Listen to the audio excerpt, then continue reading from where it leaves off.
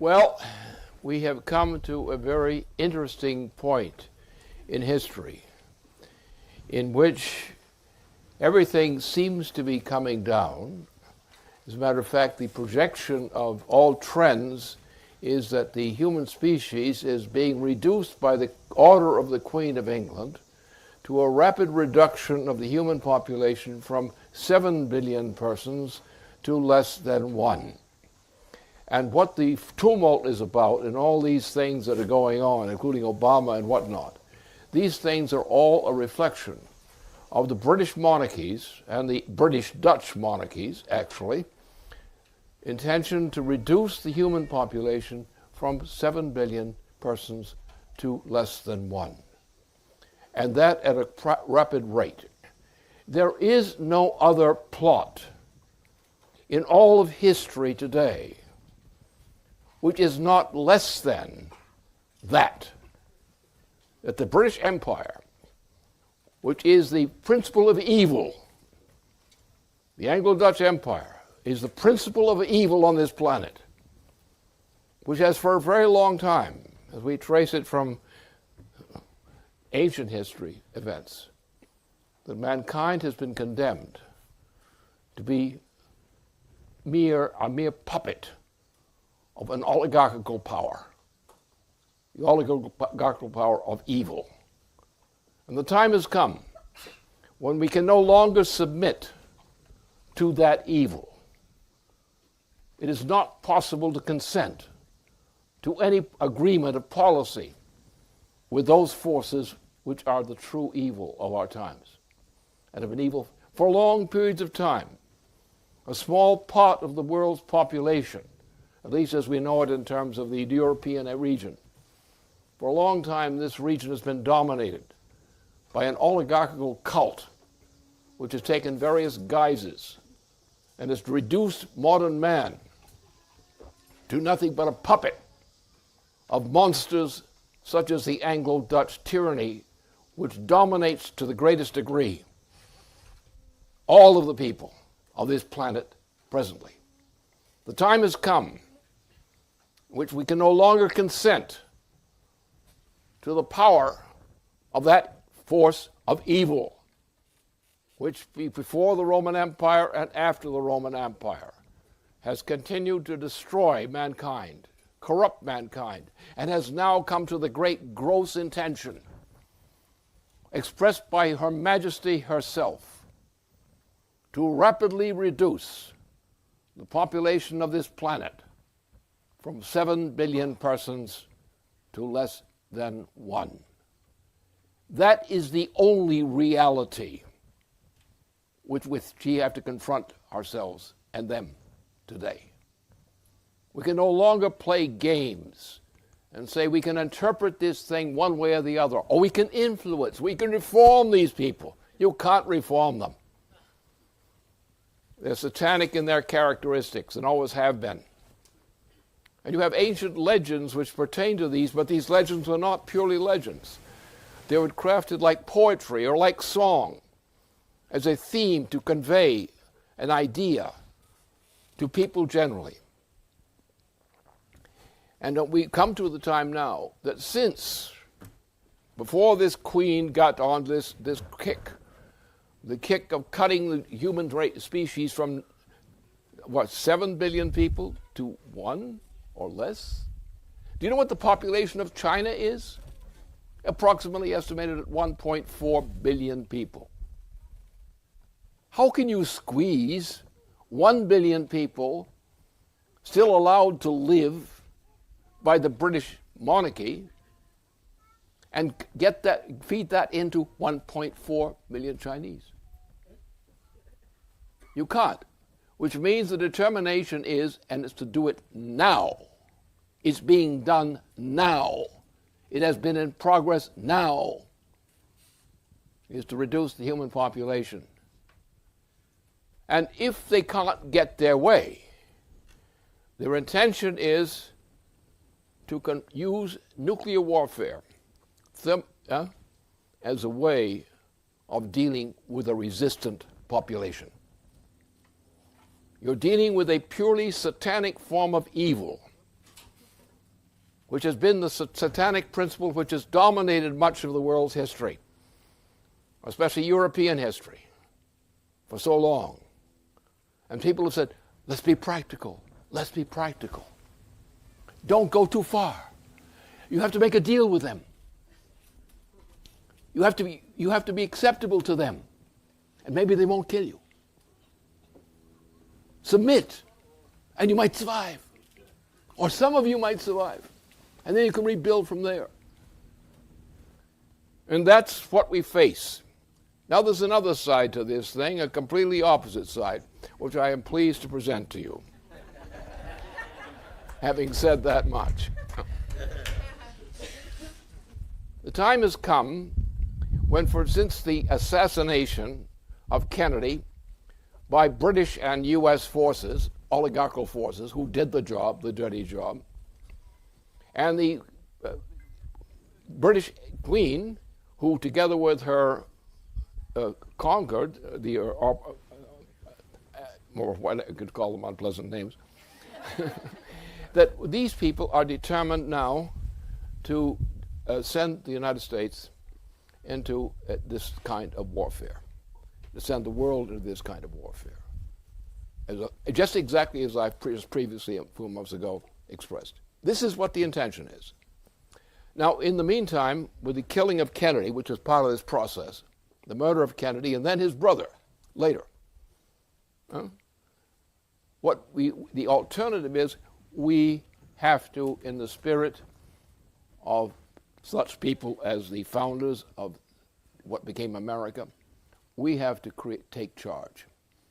Now, we have not been taking charge since people capitulated to the assassinations done against our people, done against the United States, done against our presidency.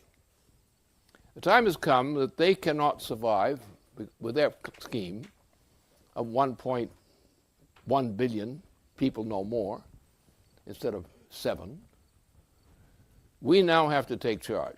And what they've done, which they did with the assassination of Kennedy, they moved in order to stop real net progress of humanity. They didn't bother too much about Asia at that time. They thought they could get around to that later. The intention was focused upon Europe, the United States, and the Americas generally. So you see you have a continuation of a growth of the population of China, some slight improvement per capita of the conditions of the people of China, an Asia which still exists in part, though India is now on the verge of something very bad, very critical.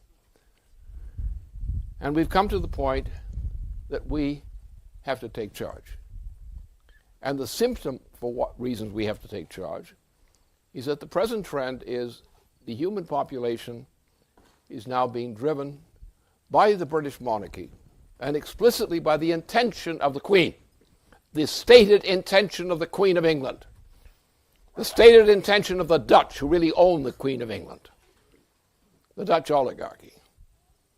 And they are determined to do this job. And they are the enemy we must defeat. Now, the enemy we must defeat will be defeated by the weapons of progress. And we have to understand what progress is. There has been almost no progress in the transatlantic region, that is net progress, since the assassination of John F. Kennedy. Virtually none. You look at the figures on population, on the conditions of life, and so forth. There has been no net improvement in the economic conditions of life of the citizens of the United States as a collection since the assassination of Kennedy. Now, and his brother Bob, who was assassinated to get rid of him too, and expressed their intention. And what you have lived in under this nation, you've lived under presidents which for the most part were criminals. They were criminals who accommodated themselves to this kind of mass slaughter. This has been intended for a long time. The very existence of the founding of the United States and the American colonies in North America at the same time. The time had come, with 2 world wars, and the conclusion of the second and the third, so-called, that now the British oligarchy and what it represents is now moving to slaughter the majority of the human population. That slaughter is already in place. Two presidents, George W. Bush and Obama, are the chosen perpetrators of the horror show that's been going on this far. Now, Obama might be dumped tomorrow morning, but that doesn't make much difference. It does make difference in the sense of getting him out of office. It means a thing for our citizens and so forth. It's very significant. But what's important is to change the policy, to eliminate the oligarchy, to shut down Wall Street.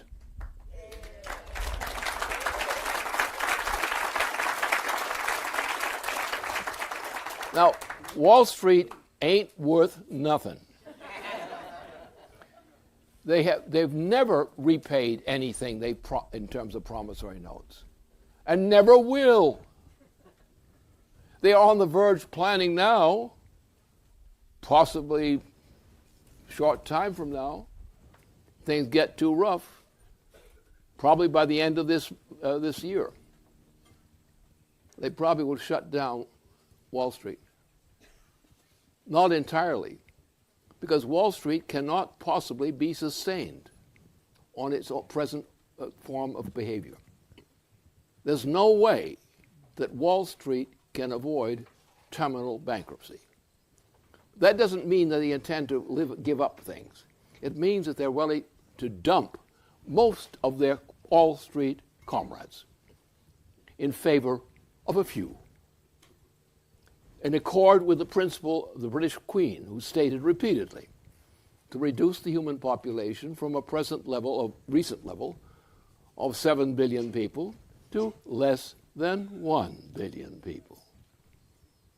And that's the policy, declared policy of the British Monarchy, the Dutch, and so forth. That's their stated policy.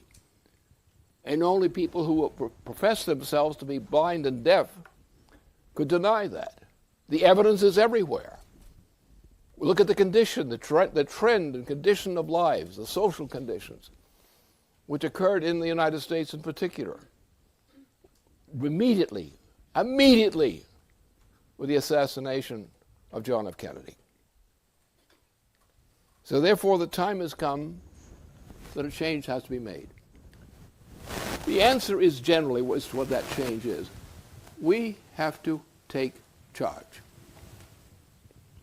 And we have to take charge as a nation founded on the principles of the United States, the true principles of the United States.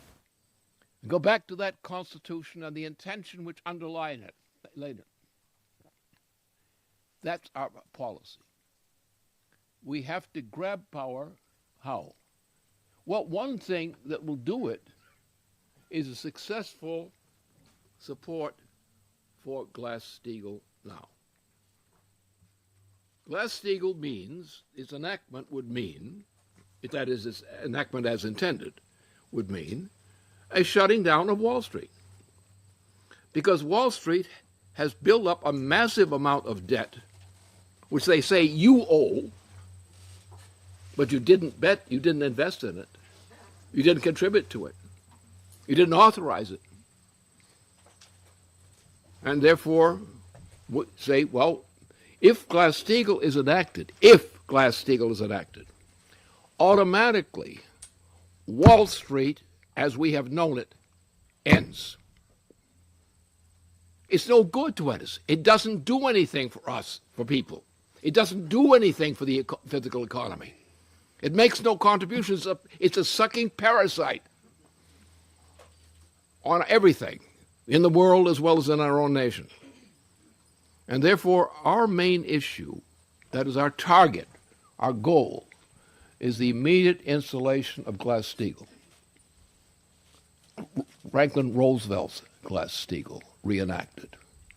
that will do the job, provided we take the other measures of government which are necessary to fulfill that operation. Just assume there probably is very little that's honestly owed to anyone in Wall Street. If every person in Wall Street were to go bankrupt, we could treat that as a bonanza. Maybe they had something coming to them out of all those things they stole. But if they lose everything, well, it would be only just. I'm not proposing to deprive them of anything they've got coming to them, honestly coming to them. But I estimate it will probably be very little. Now, the point, this is a very serious business because the time has come in which these actions, or actions tantamount to this, must be taken. And you have to base everything on positive results, positive changes, not negative ones, in any real sense of the term negative. It means that we have to, suddenly, a nation, ours, which has made no net real economic progress since the immediate aftermath of the death, the assassination of John F. Kennedy. There has been no net progress in the United States economy for the people of the United States since that assassination of John F. Kennedy. What happened immediately? They killed John, and they killed his policies, too. His policies were revival policies based on the policies of Franklin Roosevelt and promoted by Eleanor Roosevelt, who was the campaign manager for John F. Kennedy. So they immediately shut down what the Kennedy program was, which had been the same program based on the conceptions of our former president, Franklin Roosevelt. And what happened was they did a trick, which is called Truman. Truman is otherwise known as a trick, a dirty one. And Truman was what they did was when President Roosevelt was ready to win the war. And if you look back at what Roosevelt's policies were for during the war and the post-war period, and compare them with what the policies were of Truman, and you understand what happened. So Roosevelt had a policy of reorganization of the planet. His partner included the Soviet leadership and other forces, because the point was to end war and to bring nations together on the basis of a programmatic program which would mean peaceful resolution of the difficulties. The minute that President Roosevelt died, this entire policy was canceled by the forces associated with Truman, Harry S. Truman, or Harry S. Truman, if you prefer. So we've had a long time, but we didn't stop there. What happened under Truman, we transformed our war heroes into something less than heroic. We took this whole population coming out of the war. We divided it into two categories under Truman. One category was the so-called anti-capitalist or anti-communist category. And they were pitted to get all the good jobs, all the good opportunities, all the political promotion and so forth. Whereas the rest of the population, which was the majority of the American labor force, was persecuted. Now, with the getting rid of Truman as president, we did manage to make some progress in killing that kind of policy of Roosevelt. But we never uprooted it. And therefore, this oligarchical policy, which is what the right name for it is, the oligarchical policy still was powerful. And it was powerful because it based itself on the connection to the British Empire and its history. And therefore, that's the mess we were in. And we have been in the mess because people were cowardly. Even good people. Johnson was not a bad person, President Johnson. But he was a scared person. And he said so. He said, I'm not going to fight these guys because they have the guns and they will use them. So therefore we went into a process which we were no longer the sovereign states of the United States, because we were living under the tyranny of a foreign imperial power, the Anglo-Dutch power, which dominates the planet still to this day. Now the time has come that the debts claimed by the oligarchy will never be paid anyway, one way or the other. There's no value in them. If you crush the American people, the people of Europe, you're only going to kill off the people who would have paid these debts you want from them. So we come to a time of decision. Now, the other side of this thing is we have done very little in the United States in the way of improving the conditions of life of the population of the United States in particular, but also other parts of the world. France has been degenerating under this influence. Germany has been degenerating under this same kind of influence. Other parts of Europe are degenerating. Russia has degenerated under these conditions. The Soviet Union degenerated under these conditions. Russia in general disintegrated. And therefore, we've been going down.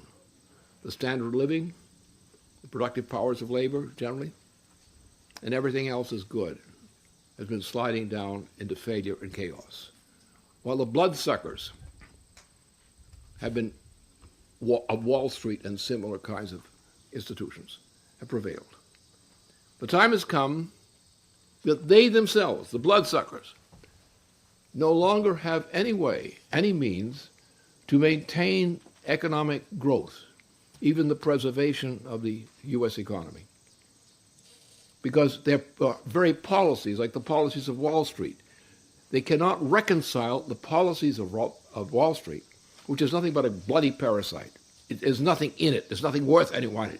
You could cancel and close the doors of Wall Street today, and nobody would lose much of anything. As a matter of fact, they'd have an immediate gain. But the problem is, since the death of Kennedy, the assassination of Kennedy, the United States has made no net progress in our economic system. And that's what we have to change. So therefore, we have to have the resolution to oppose this evil, which I've just broadly described. But that's not enough. What we're doing now is coming based on the basement operations, is the way we organized it. And what we took a policy of starting with what was called NWAPA. That is the water system which had been planned during the time of John F. Kennedy. The NWAPA policy based on water management. Since that time, changes in technology, since the 1944-45 period, changes in technology now enable us to shoot ahead and create an entirely new opportunity for mankind through thermonuclear power. Now, thermonuclear power as a power has been in place, well, in my time, say the 1970s, at that period. We had a fairly clear sense of that. Some of us were part, as I was, of this energy flux density program. And had this been implemented, we wouldn't have much of a problem today. But that was exactly what was killed beginning from the 1970s on. And we have had no net progress in terms of physical measurements, no net progress in the economy of the United States since that time. Now, the other side of that is that nobody has taken the chance on introducing that program. We located the possibility of such a program in NWAPA, the water program, for covering the entire area from the Mississippi really on and north up to Alaska and down into Mexico. That was never implemented. It was discussed but never implemented. It was talked about but never implemented. But the time has come now when time has passed since 1946 and so forth. And now we require more advanced technology. So in the meantime, in the course of the 1920s, we had entered into what was then known to be the case as thermonuclear fusion as a driver force, to get out of the old kinds of ways of generating power and change the character of the economy as a whole to energy flux density, thermonuclear energy flux density. And that is the estimated state of affairs right now, the state of opportunity. If we take that resort, then we can launch now, together with Glass-Steagall. If we get the true Glass-Steagall, an honest Glass-Steagall, adopted in the United States now, and if we supplement that or complement it with this kind of project, thermonuclear fusion-based considerations, we can open up, not immediately, but we can in the coming 2 years. We could, in the coming 2 years, out of those conditions, we could stabilize the situation, just as Roosevelt did in his early recovery program in the 1930s. You stabilize the program. The problem is we have a U.S. population which in great part is simply terrorized and incompetent. They no longer have self-confidence. They no longer believe in themselves. Look at what you see on the streets. Look at the population on the streets. Look at the various successive generations of younger people. See what has happened to them, generation by generation of young people. It's regeneration. And therefore we have to be patient in a certain degree. We have to get things moving. We have to launch a credit system. We have to do things that Roosevelt did, of the type he did back in the first couple of years of his administration. And we're going to be doing things that some people would think are just wasteful. But they're not wasteful because they're giving people back the courage to fight, to live. And that is not waste. Huh? And that's what we have to do. So we're not going into, I can't promise you any great times, any great economic I can only promise you that if we do this, we can stop the bloodshed. And we can go on after a couple of years to the point we begin to get substantial increases in real growth. The problem is that very few people, even among us, realize the importance of putting that program on the agenda. They say, well, it's not practical. And when somebody says something is not practical under certain circumstances, I have to say, you are not practical, because you're not doing anything to change this. People who are not doing things because they say they're not practical are not themselves practical because they're not doing anything to make it better. They're only doing something to make it worse by refusing to do something to make it better. And Roosevelt understood that. So you get people to actually mobilize themselves for net progress, even though it doesn't seem to be much of an improvement.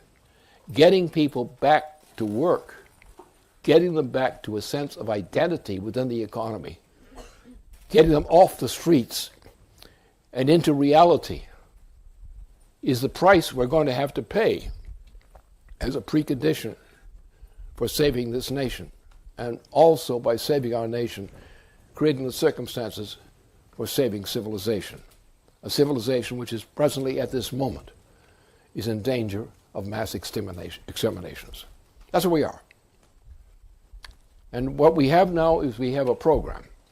The program is based on the basement team operation. It's not limited to that by any means, but that's a stimulant. And that stimulant is prepared to take measures starting from thermonuclear fusion on down. Not up to thermonuclear fusion, start from there.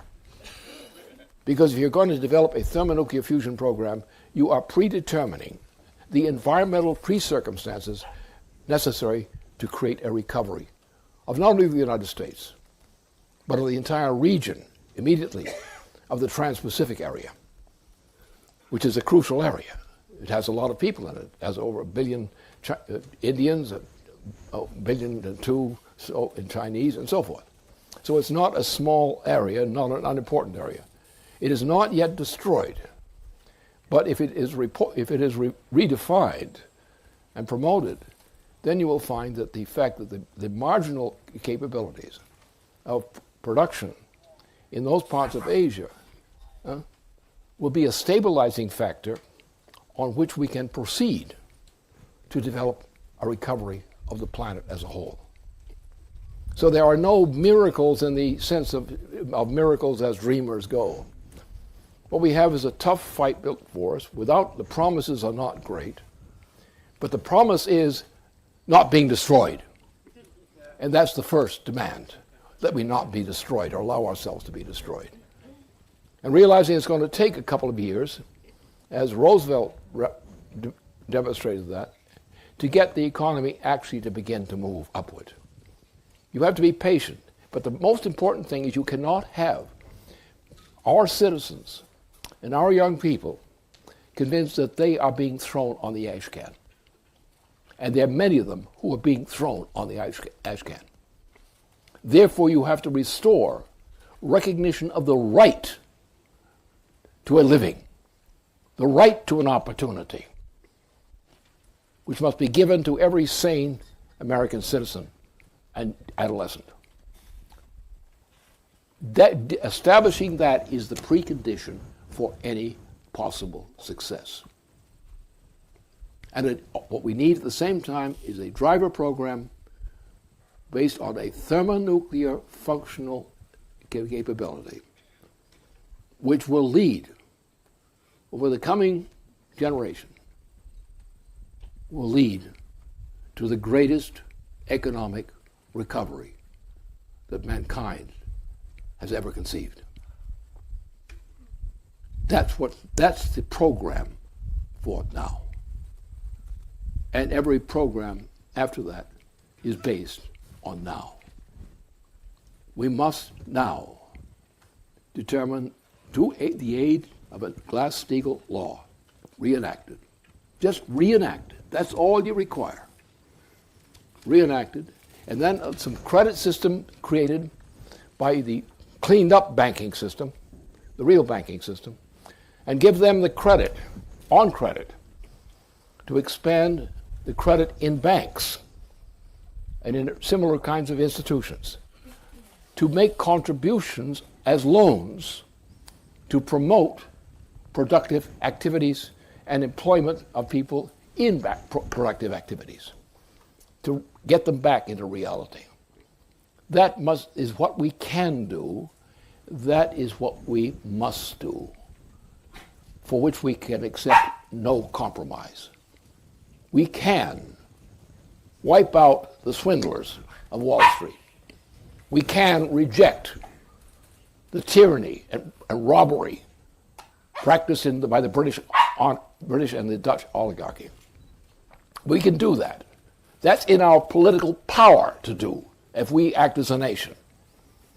It does not guarantee us great profits, great success, but it gives us, by making a pact with our own people, especially the people who are now being deprived, that pact with our people, modeled exactly on what Franklin Roosevelt did in the 1930s, that will do it. We won't get rich. We will still be poor, but we will be going back to what we would like to consider as reality. And the reason we can guarantee that now is because thermonuclear fusion, as an instrument of progress, is now a reality. It is also interlocked with the function of water. With thermonuclear fusion, water has a new, more powerful meaning than was ever before possible. We now, what we are doing in this organization and in the basement of this organization already portends exactly what we can do. All we have to do is decide we're going to take up the option. Get Glass-Steagall through immediately. Don't worry about Wall Street, they're going to go bankrupt. Why are they going to go bankrupt? Because they are bankrupt. And the fraud that they are not bankrupt will be just simply exposed, and that's the end of that matter. So that's where we stand. in short. And I think it was probably better to condense everything into short for your discussion at this point on.